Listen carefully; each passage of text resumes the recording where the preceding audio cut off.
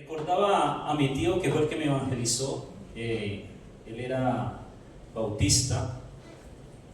Llevaba muchos años en esa iglesia, pero una vez escuchó hablar del mensaje de los tres ángeles y se convirtió a la iglesia adventista.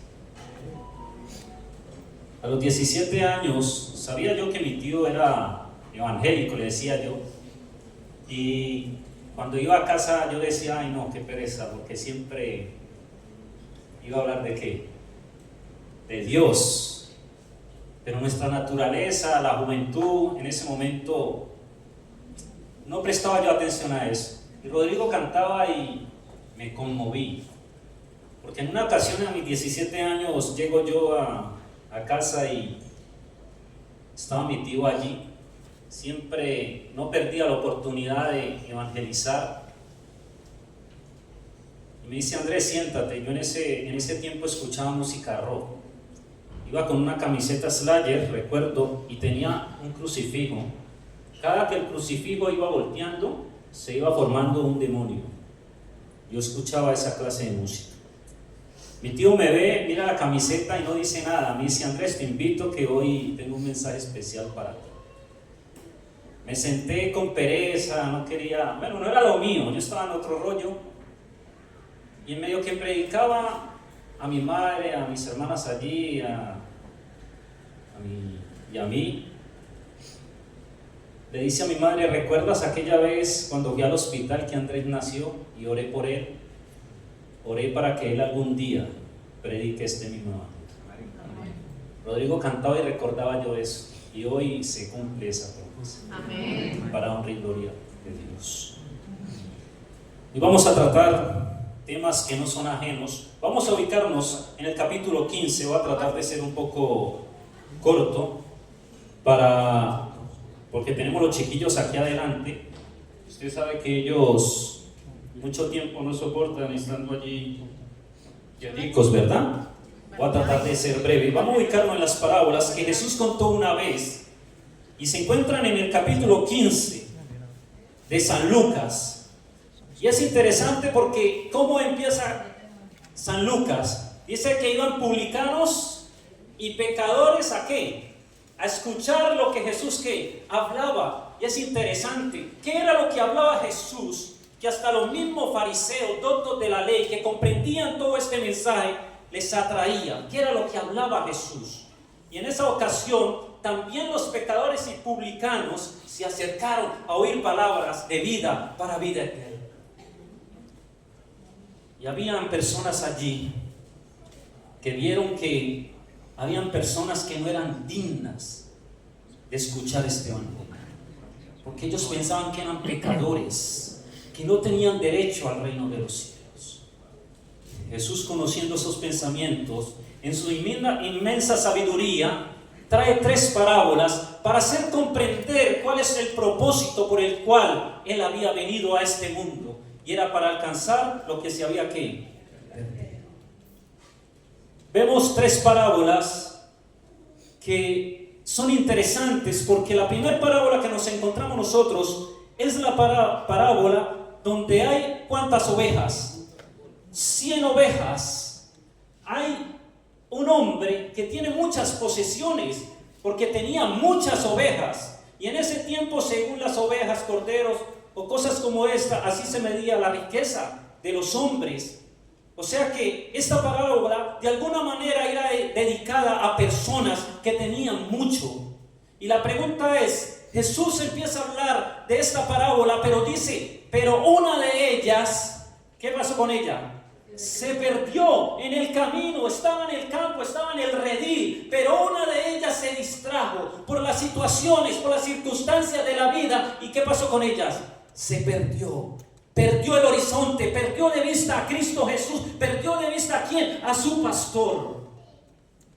Jesús quería decirle a aquellos que criticaban que Él había venido a eso, que los fariseos que se sentían tan seguros dentro del redil, eran santos, no necesitaban de qué, de salvación, pero les estaba diciendo en esta historia que sí necesitaba de salvación un grupo de hombres y mujeres y niños que no habían escuchado de Él, que no tenían esperanza en su corazón. Y entonces suelta esta parábola.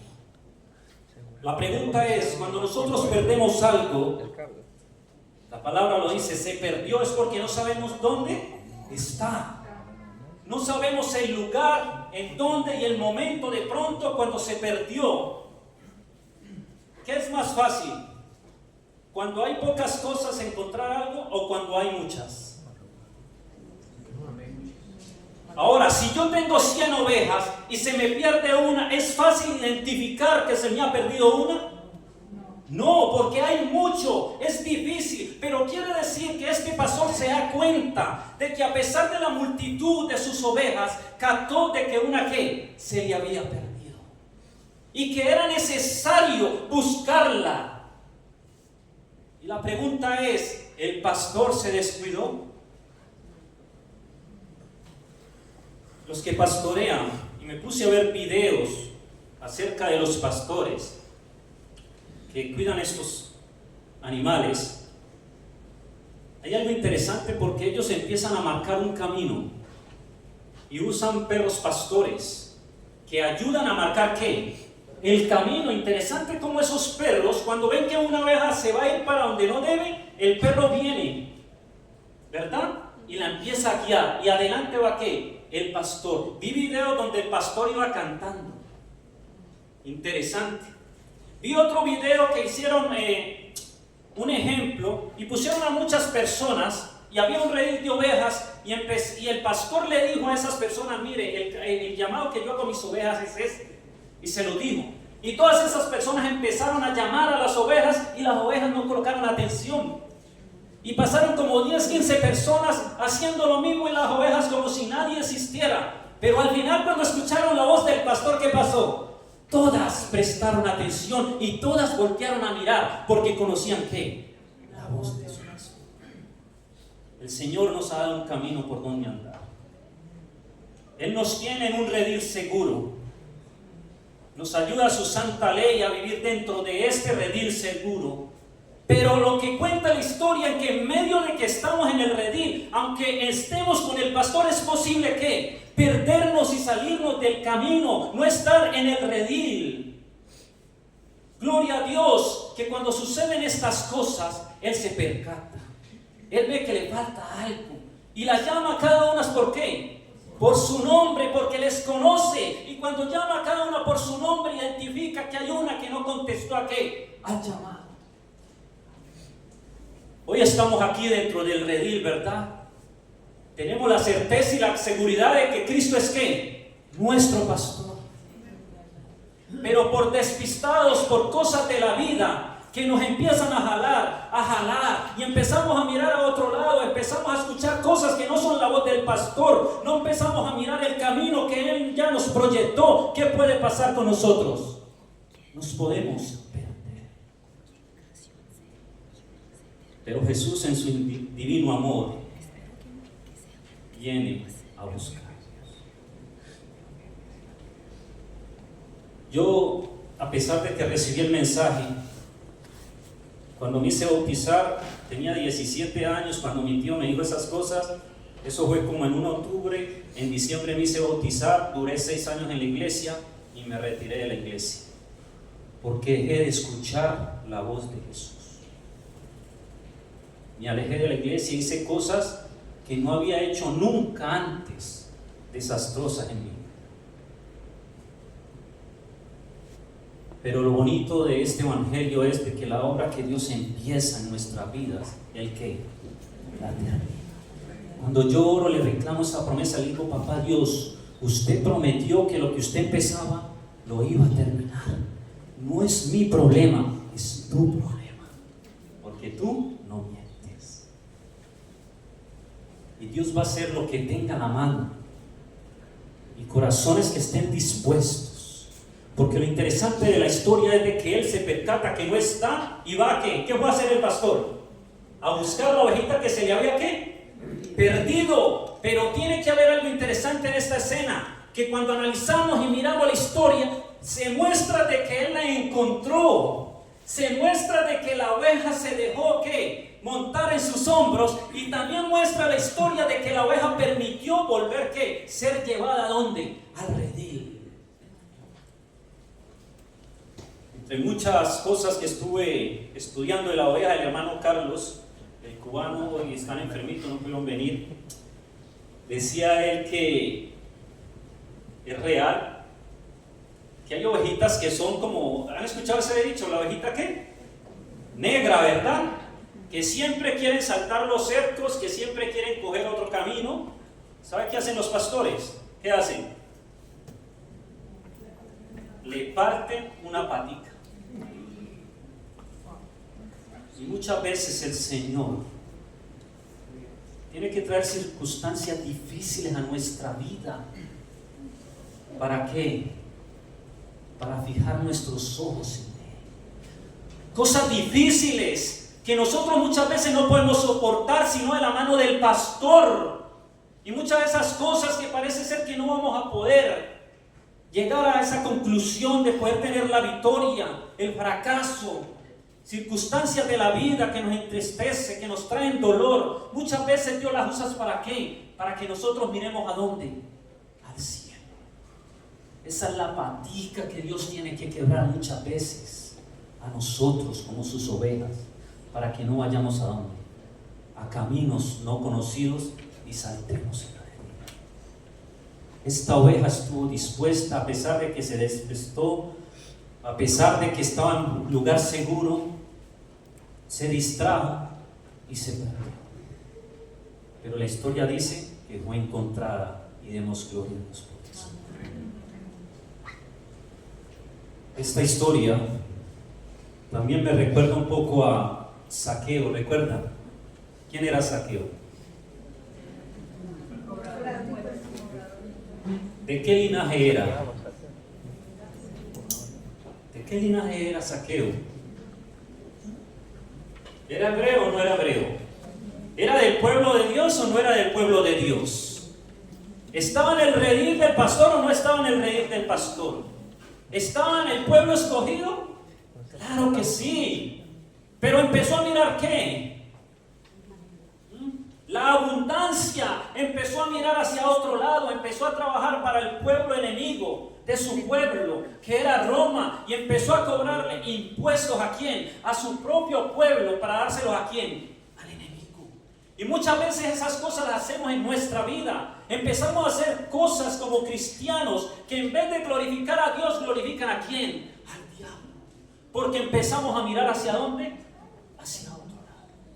Pues Zaqueo le pasó esto. Era una oveja que estaba dentro del linaje de Abraham, pero estaba ¿qué? Perdido. Se había desenfocado. Su corazón estaba en otro lado. ¿Y era en dónde? En las riquezas, que lo llevó a ser en muchas ocasiones deshonesto. Pero Jesús vio la necesidad de ir a buscar a este hombre. Zaqueo había escuchado de ese pastor las maravillas que hacía, todas estas cosas. Y Zaqueo, esa ovejita perdida, que quiso conocer a Jesús. Pero resulta ser que la historia dice que Zaqueo era muy ¿qué? Bajito. Pero cuando el pueblo escuchó que Jesús iba a pasar por Jericó, ¿qué pasó? La gente empezó ¿a qué? A salir a las calles para escuchar a ese hombre que hacía grandes milagros y maravillas. Pero la gente también conocía ¿a quién? A Zaqueo. A ese que los robaba, que les cobraba impuestos, que era un traidor del pueblo judío. Pero Zaqueo también quería conocer ¿a quién? A Jesús. Ese hombre que hace grandes cosas. Ese hombre que dice que trae salvación, que va a restaurar el pueblo de Israel. Yo quiero conocerle. La multitud impedía de que Zaqueo viera ¿a quién? A Jesús. Impedía.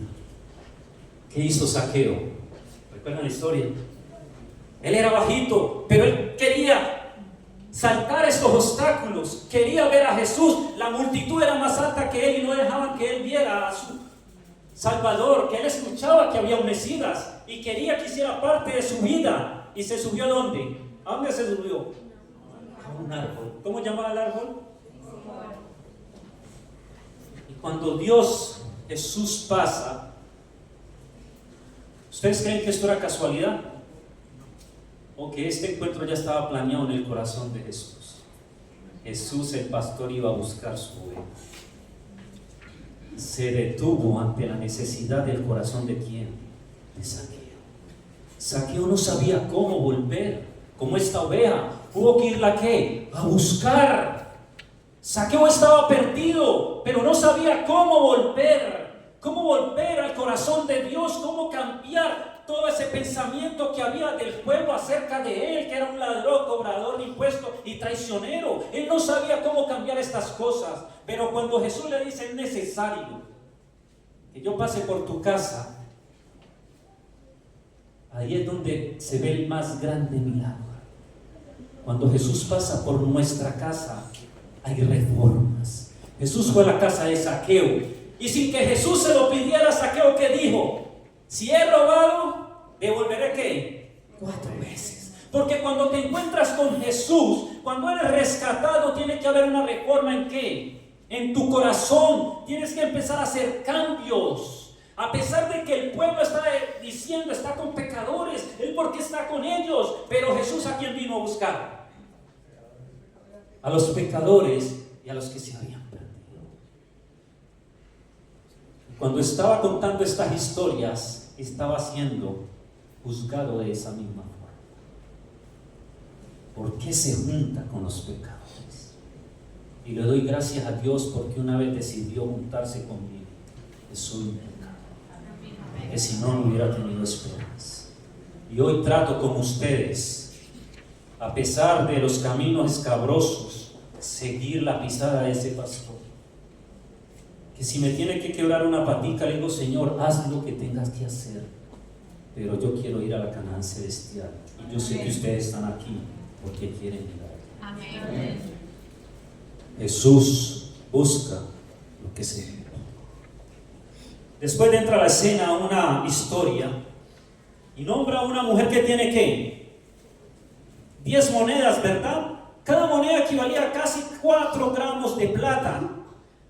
Estuve mirando de dónde venían esas monedas, encontré algo que era como más para contar. Dicen que cuando se casaba, el esposo le daba esas 10 moneditas a su esposa, que tenía que cuidarlas, que era su dote de su esposo. Entonces, para una novia, cuando su esposo se casa, cuando se casan y le regala esto, ¿qué pasa con la novia? Para ella es un tesoro ¿qué?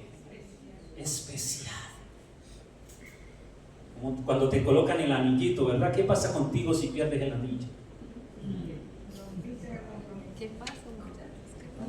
Porque fue algo especial. Se puede perder, no se va a quebrar nada. Pero el simple hecho de que tu esposo te lo colocó y ese día dijo que iba a ir contigo hasta la muerte, en la enfermedad, en la salud y en todas estas circunstancias de la vida, para ti es que especial, porque te recuerda ese día especial para ti. Y yo sé que las señoritas sueñan con ese día encontrarse con un buen hombre.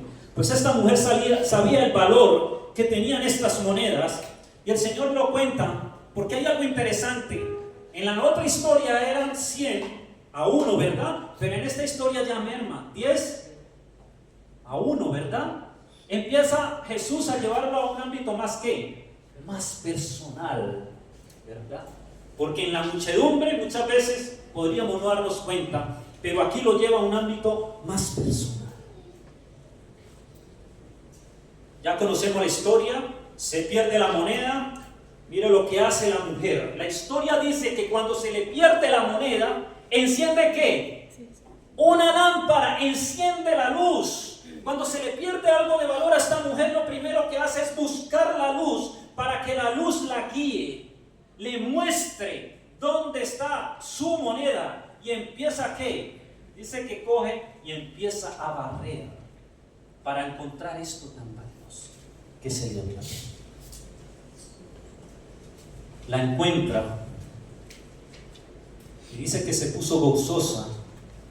De paso, el que encontró su oveja también la echó en sus hombros, reunió a sus amigos, les contó que la había encontrado y hubo ¿qué? Fiesta. Y esta mujer también hizo todo lo que tenía en sus manos esta mujer para encontrar eso de valor. Pero encendió la luz. ¿Y quién es la luz de esta iglesia? ¿Quién es nuestra luz? Cristo Jesús. Muchas veces perdemos nuestra salvación. Bueno, aunque la salvación no se pierde. Nos distraemos y podemos perderlo nosotros. La salvación ya está garantizada. Y tenemos nosotros que prender la luz de su palabra, porque es lumbrera ¿qué? Cuando estamos dando estudio bíblico, ¿qué dice? Lumbrera a mis pies. Esa mujer necesitaba prender esa luz para encontrar lo que había perdido. Cuando lo encuentra, reúne a sus amigas, le cuenta y dicen que todo hace ¿qué? Regocijar, porque había encontrado lo que se había perdido. Todo esto lo está contando Jesús para darle a entender a los que estaban allí rodeándole cuál era el propósito de su venida, para qué él había venido. Y era para salvar lo que se había ¿qué? Perdido. La última historia, porque estos chiquillos, gloria a Dios, el Espíritu Santo los tiene allí quieticos. La historia de la oveja y la historia de la moneda perdida. Hay algo interesante. ¿Fueron qué? Buscadas, ¿verdad? La moneda, ¿en dónde se pierde? Adentro de la casa. La pregunta es, ¿dentro de la iglesia podríamos perdernos? Sí. Sí. Pero Jesús dice, una mujer perdió una moneda. ¿Qué simboliza la mujer? La iglesia. ¿Quién es la iglesia? Cada uno de nosotros. Debemos estar prestos a ver quién dentro de nuestro círculo espiritual está perdiéndose. ¿Para qué? Para a través de la palabra ¿qué? Encontrarla y poder presentarle y decir gloria a Dios. ¿Qué experimentaron ahora 8 días cuando invitaron a personas que venían a la iglesia y por un tiempo se alejaron? Pero le hicieron la invitación y el sábado pasado vinieron. ¿Qué sintieron? Gozo, ¿verdad? Nos sentimos gozosos. Porque el Espíritu Santo se estaba moviendo, porque personas se estaban encontrando de nuevo. Pero esta historia del joven menor, de la parábola del hijo pródigo, y también pongámosle del padre amoroso, hay algo interesante porque las otras escenas muestran que fueron buscados. La escena de la oveja porque se distrajo, y digámosle que la escena de la dracma que está dentro de la iglesia se perdió porque estaba muy confiada. Como estaba dentro, pasó lo de la Odisea, lo que dice Apocalipsis, que estaba muy confiada por el conocimiento, por las riquezas que Dios le da a la iglesia, que se confió tanto que perdió ¿qué? Su enfoque personal. ¿Con quién? Con el Salvador. Una distraída y el otro muy confiado. Pero la escena del hijo pródigo nos muestra que no fue ¿qué? Buscado. ¿Por qué no fue buscado? Porque fue rebelde. La historia nos muestra que él le dice a su padre, siendo el menor cuando él no tenía el derecho, sino que el primogénito tenía más ese derecho, de que cuando se casara, el padre le diera su dote, su herencia. Era el primogénito, pero aquí el menor es el que está diciendo, mira, quiero que me des lo que me pertenece. Ahora la pregunta es, ¿le pertenecía algo? Claro que no. Claro que no. El que había trabajado por todo esto, ¿quién había sido? Su padre. Pero él no quería seguir más al lado del padre. Aunque todo lo tenía, él estaba ¿qué? Preparando su mente y dijo, voy a pedir todo lo que me corresponde y me iré a una provincia muy ¿qué? Muy apartada. Quiero irme lejos de mi padre, no quiero vivir bajo sus leyes, no quiero escuchar más su voz diciéndome qué tengo que hacer, por qué camino andar, haz esto, lo otro. Él no quería más que eso en su vida. Él quería ser, entre comillas, ser ¿qué? Libre para hacer lo que quisiera. ¿Cuántos estamos en este lugar ya preparando maletas para irnos de la iglesia? Eso estaba haciendo el joven menor preparándose para irse lejos de su padre. Hoy estamos aquí, pero ya tendremos las maletas listas para irnos por cualquier circunstancia, cualquier bobería. Y el amor del Padre, y por eso no fue buscado, porque este hijo había decidido que irse. Y si hoy decidimos irnos de la iglesia, de las manos de Dios, del camino del pastor, el Señor no nos va a buscar.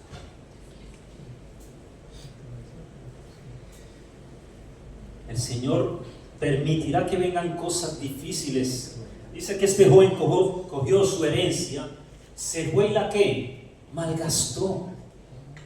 Ni siquiera aprendió de papá a administrar, a formar su empresa, sino que la malgastó, se alejó y fue y malgastó su herencia. Y llegó en la provincia una gran hambre y se le acabó el dinero. ¿Y qué pasó en la vida de este hombre?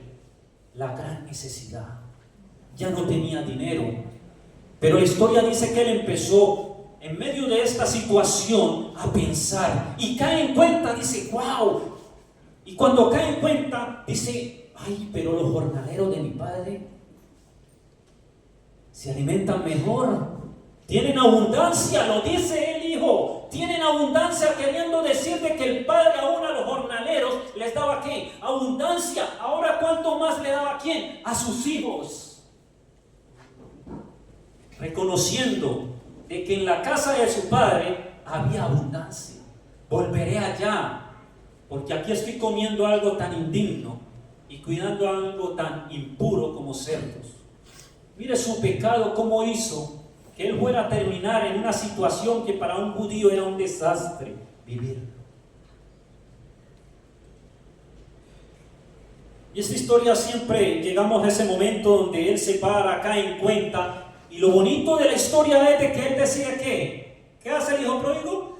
Decide regresar a su padre porque la situación que está viviendo lo obliga, pero también él capacita y dice, no, allá voy a estar con mi padre. Yo sé que he pecado primeramente ¿contra quién? Contra Dios, pero también contra mi padre, pero voy a ir y le voy a decir, no, Señor, papá, yo he pecado, trátame como un ¿qué? Jornalero. ¿Y qué hizo papá? El hijo dijo que no se sentía digno, ¿verdad? Pero ¿qué hace el papá? Lo dignifica. Manda a traer un anillo con el sello de la familia. Mata el cordero ¿qué?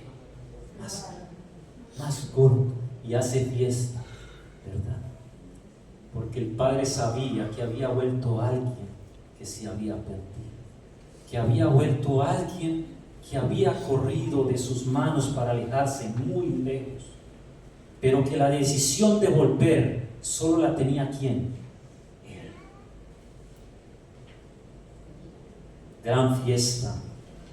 Pero mire, hay algo interesante de toda esta historia para terminar, y es de que muchos nos quedamos en la gran fiesta que se celebró a ese hijo, ¿verdad?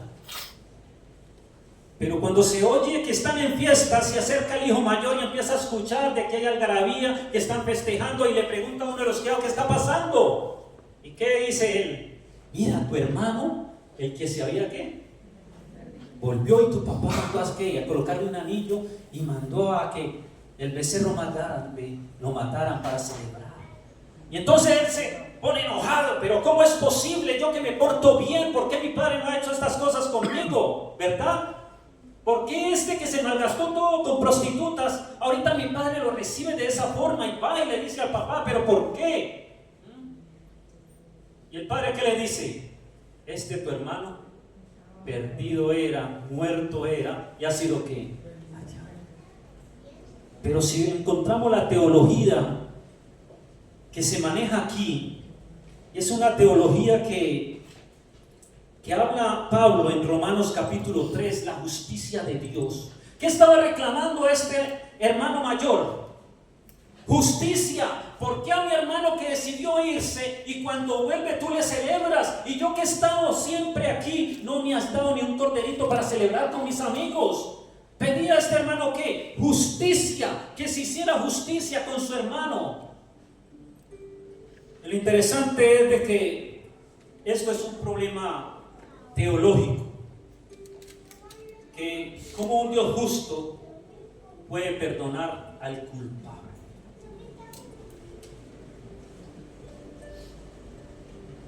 Como Dios dice que es tan justo puede perdonar a alguien que merece morir. Y la teología no ha podido. Hay escritos donde se dice que este tema será un tema estudiado por la eternidad, porque no se comprende. Porque la justicia demanda ¿qué? Ser satisfecha cuando alguien peca. ¿Qué dice la ley? ¿Es digno de qué? De muerte. Tiene que haber sangre de por medio para ser justificado, para que tenga remisión. Pero ¿cómo la justicia puede estar en medio de la misericordia y el amor de Dios? ¿Cómo es posible esto? Que su justicia perdone al que peca. No hay forma.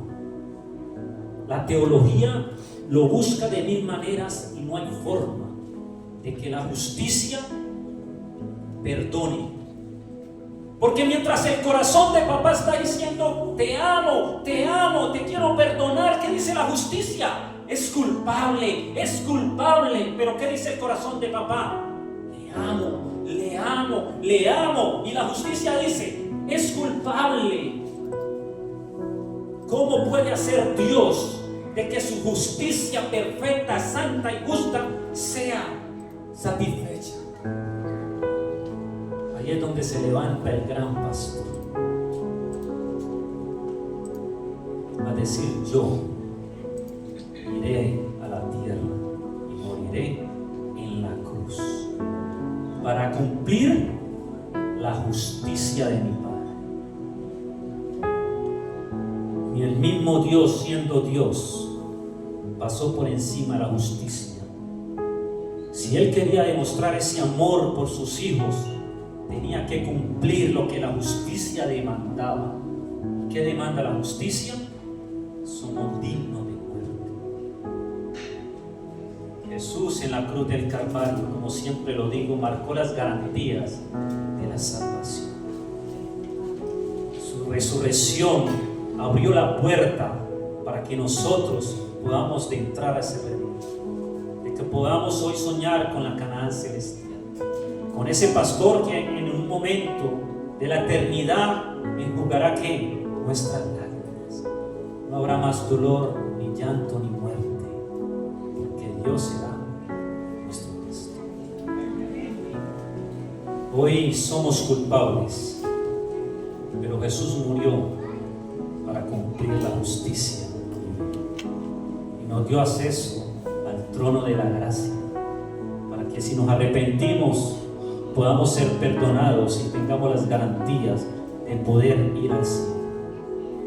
No sé cuántos de los que están en este lugar quisieran venir acá adelante si siente de que hace parte de alguna de estas tres parábolas, si siente la necesidad de que hoy es el día que tiene que encontrarse con el pastor, que hoy es el día que tiene que hacer parte de esas 10 monedas, o que hoy, como ese hijo pródigo, tuvo que volver. Hago la invitación, si el Espíritu Santo toca tu corazón, que pases adelante para hacer una oración. Y nuestro hermano Rodrigo va a cantar. Mientras él canta, si el Espíritu te toca, pasa acá adelante para tener una oración. Hermano Rodrigo.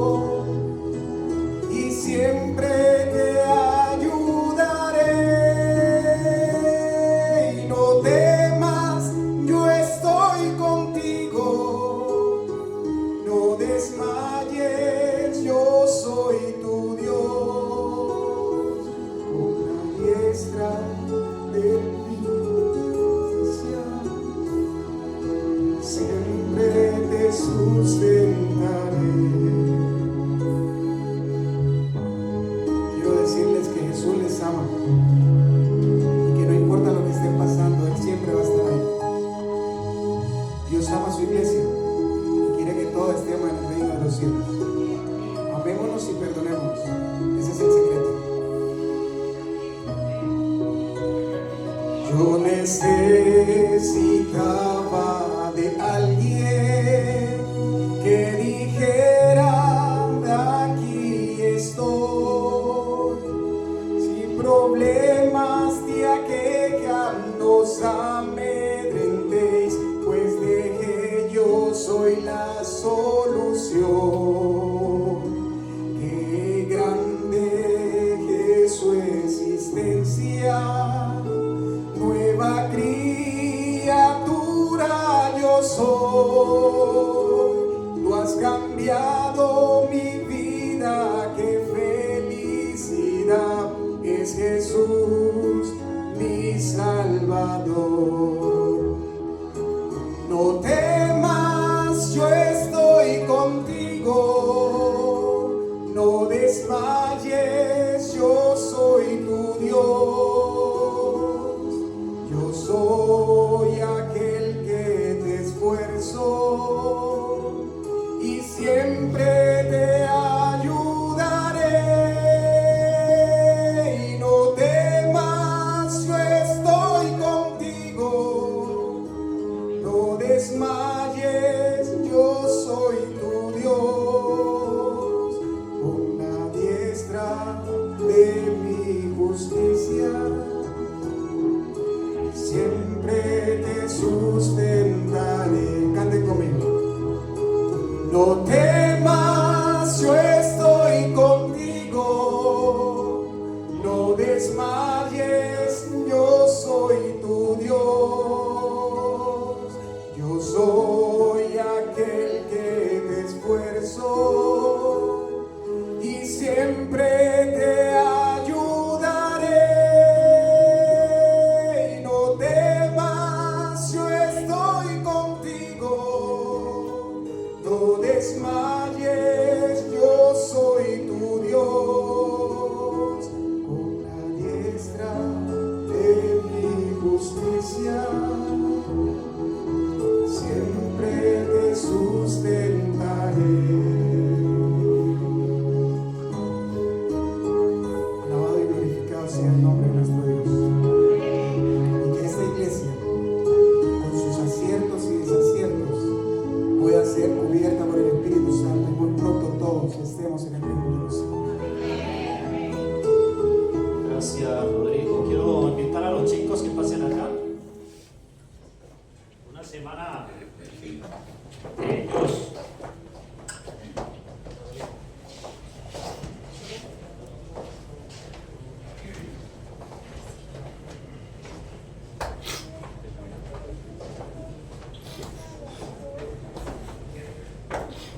Chiquitos aquí, por favor. Sonido.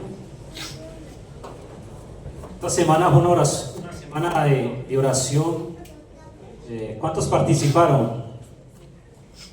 De los niños, ¿verdad? Todo para la honra y gloria de Dios. Algún día ellos serán grandes predicadores. Algún día pescarán. Sí, están en ese proceso.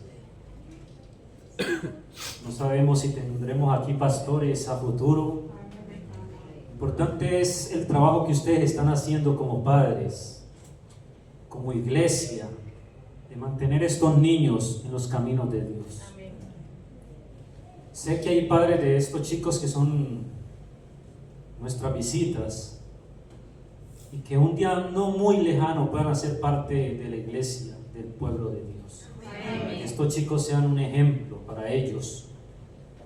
Hoy en día el mundo ofrece muchas cosas que nos llevan a la perdición, como lo pasó con el joven, ¿verdad? Que se alejó.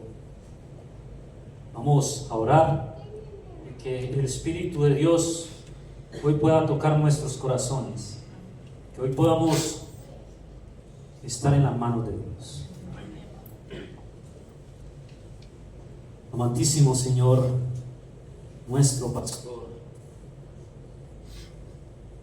Padre eterno de amor, gracias por correr a nuestro encuentro, que a pesar de nuestro pecado, malolientos, indignos, no te importó y nos abrazaste con ese amor eterno, amor divino, amor celestial, con todo lo que eres tú. Como lo dice 1 de Juan, el que no ama no ha conocido a Dios, porque Dios es amor. Estamos tu pueblo delante de ti, porque reconocemos que en algún momento de nuestras vidas hemos vivido una de estas experiencias que hemos escuchado hoy. Hemos sido encontrados,